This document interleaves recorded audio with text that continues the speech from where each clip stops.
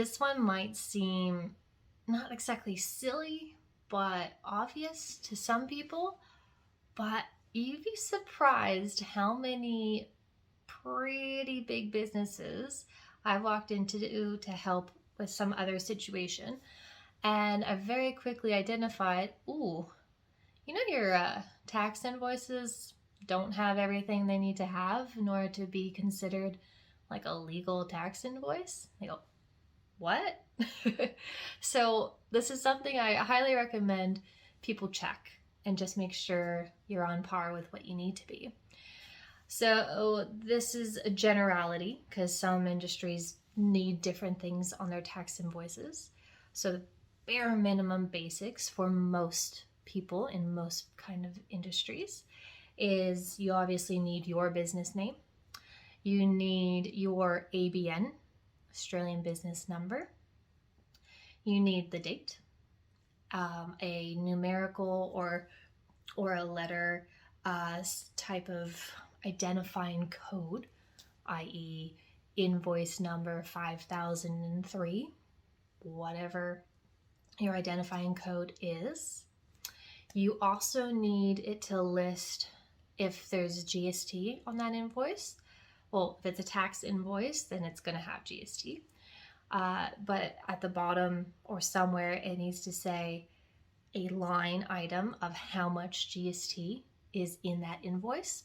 It needs to clearly say, I'm being redundant about this because it's very, very important. That says GST this much, spell it out. And most accounting software should do this unless you've messed with your template in that accounting software and deleted a line somewhere. But the general stencil templates that you get out of the big accounting softwares, they'll have the GST line, so you should be okay. But check, make sure it's there, okay? What else does it need? I have a little list that I'm checking on my side here. So it also needs the due date, and that needs to be nice and clear. But you also need the actual words tax invoice somewhere on it. It needs to say tax invoice. So that is what it is. Now, why do we need to be super specific about this? And this isn't just because it's the law and it's what the legislation says you need to do. It's also to protect you, honestly, in the future. Worst case scenario, somebody doesn't pay you. One of the very, very first things, and this is just a general comment, I'm not trying to give legal advice, it's just a general comment of what I've seen.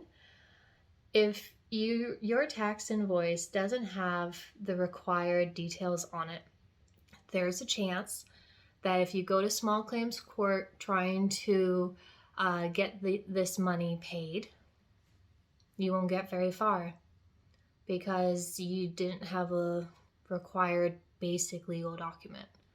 I've seen it happen where people had cases thrown out just because they were missing something fairly basic, and they were told, well, you didn't issue the right kind of paperwork, so you never entered into a contractual agreement with anybody. I'm assuming you don't want that to happen to you.